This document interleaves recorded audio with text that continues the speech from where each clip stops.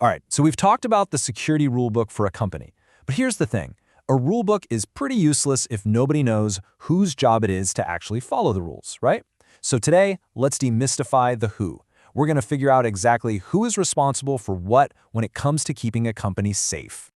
Okay, before we dive into any of the specific roles, we have to lock down the golden rule. Seriously, this single concept governs everything we're about to discuss. If you walk away with just one idea from this whole explainer, make it this one. And this is just a perfect way to think about it. The co-pilot is the one physically landing the plane. They're doing the work.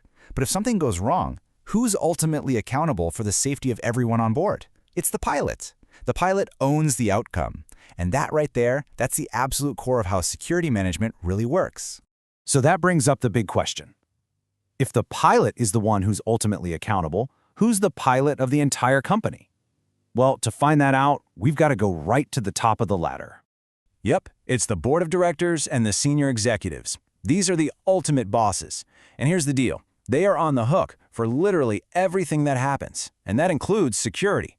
If there's a massive data breach, they can't just point fingers and blame the IT guy. Nope, the buck stops right there in the boardroom. And that's why their support isn't just nice to have, it is absolutely essential.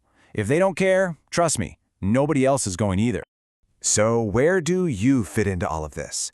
Well, as the information security manager, you're basically the most important bridge in the company. You connect the high-level goals from the bosses with the hands-on work of the technical teams. Your job is to create, communicate, and manage the entire security strategy. But, and this is a big but, you don't approve your own plan. You've got to take it upstairs to the board to get their official buy-in. Okay, next up, let's tackle what is probably the most common point of confusion when it comes to security roles. But don't you worry, we're about to clear this up with a super simple analogy you're not going to forget. So I want you to picture this. You're at the airport and you're checking in your luggage. Now think about it. Who's responsible for that suitcase? It seems like a simple question, but the answer is actually the key to understanding the difference between a data owner and a data custodian. Let's break it down. The data owner, well, that's you, the traveler. You own your suitcase and everything inside. You're the one who decides what's valuable. In a company, the data owner is a business leader, like the head of finance. They own the financial data, and they get to make the rules about who's allowed to see it. Now, the data custodian, that's the airline. They don't own your bag, right? But it's their job to protect it. In a company, that's your IT team. They're the custodians running backups, managing firewalls, and handling all the technical protections based on the rules the owner set. You know, there's this huge misconception that security is just an IT problem. It's not. It is an everyone problem. And because of that, smart companies put together a special team to make sure every part of the business has a voice at the table. This advice squad is formally called the Security Steering Committee. It's a team made up of people from all over. HR, legal, finance, IT, their job is crucial. They review security policies to make sure a new rule designed to protect the company doesn't accidentally, break the business.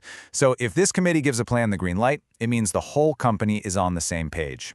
Okay, so we've got the board, a manager, owners, custodians, a whole committee. That's a lot of cooks in the kitchen. So how on earth do you keep it all straight? Well, managers use a really simple tool to make sure everyone's role is crystal clear. It's called a RACI matrix. And before your eyes glaze over, I want you to just think of it as the official chore chart for the company. Seriously. It's an incredibly clear way to map out any task or project, so there are no gaps, no one's stepping on anyone's toes, and there's absolutely no confusion. So what does RACI even stand for? It's really simple. R is for responsible. That's the person or people actually doing the work. A is for accountable. Now this is the big one. It's the one person who ultimately has to answer for the results. Then we have C for consulted. These are your subject matter experts, the folks you go to for advice. And finally, I is for informed. These are the people who just need to be kept in the loop. It makes sure everyone knows their part. Whew! All right, we have officially met all the key players on the team. So let's do a quick recap of who does what just to make sure it all sticks.